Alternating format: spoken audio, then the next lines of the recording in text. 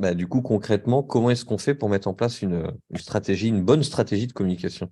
Eh bien, ça tient en 3 points principaux. Premièrement, ça va être on va commencer par, définir tes objectifs, parce que c'est difficile de savoir, comment on veut aller quelque part si on ne sait même pas pourquoi on y va. Donc définir ses objectifs, ça va permettre en fait de savoir pourquoi on prend la parole, pourquoi on crée du contenu.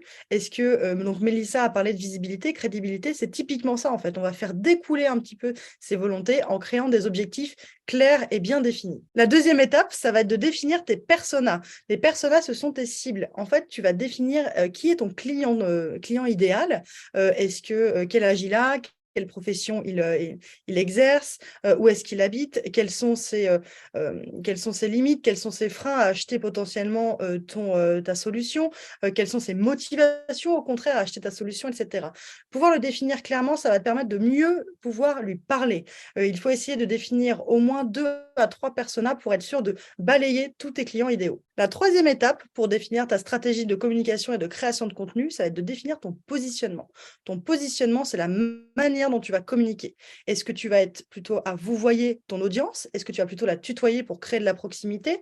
Est-ce que tu vas être la personne qui va être experte, qui va expliquer un petit peu ton métier? Est-ce que tu vas être celle qui va, au contraire, la rendre un peu plus marrante, un peu plus sympa?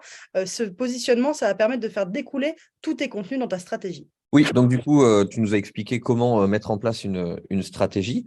Et évidemment, tu peux pas tout nous dévoiler comme ça en l'espace de 4 minutes, ça serait un peu trop compliqué. Est-ce que tu peux nous dire comment est construit l'atelier et qu'est-ce que vous allez nous partager? On a décidé de vous partager notre méthode pour vous permettre de concevoir votre stratégie de contenu. Ça va être à la fois voir ce que l'on vient de faire là, c'est-à-dire définir vos cibles, définir vos objectifs, définir votre positionnement, mais également de définir les canaux sur lesquels vous allez prendre la parole, parce qu'en fait, on ne parle pas de la même manière sur LinkedIn, sur Instagram ou sur TikTok. Pareil, on peut aussi, il n'y a pas que les réseaux sociaux, on peut aussi choisir de faire une newsletter, d'avoir une page de vente, etc.